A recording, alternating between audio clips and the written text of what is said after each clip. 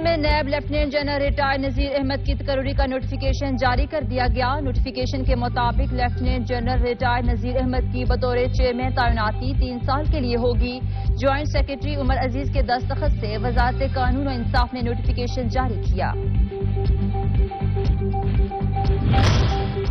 سابق chief justice Saqib Nisar نے کہا ہے کہ آج کل عدالتی فیصلوں پر وہ بات کر رہے ہیں جنہیں قانون کی زبر زیر معلوم نہیں۔ جو آج عدالتوں پر حملہ آور ہے وہ کبھی عدالتوں کا پسندیدہ رہا ہے۔ صرف ایک مقدمے کے علاوہ اسے ہمیشہ عدالتوں سے ریلیف ہی ملتا رہا ہے۔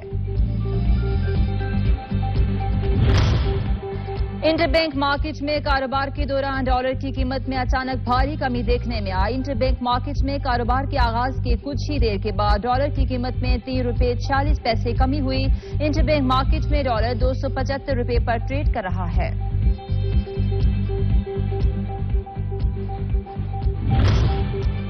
لاہور ہائی کورٹ کے جسٹس مزمل اختر شبیر نے عورت مارچ کی اجازت نہ دینے کے خلاف درخواست پر سماعت سے معذرت کر لی۔ عدالت میں عورت مارچ کی اجازت نہ دینے کے خلاف درخواست پر سماعت ہوئی۔ جسٹس مزمل اختر شبیر نے درخواست کسی اور بینچ کے پاس لگانے کے لیے فائل چیف جسٹس کو بھیج دی۔ درخواست عورت مارچ منتظمین کی جانب سے دائر کی گئی۔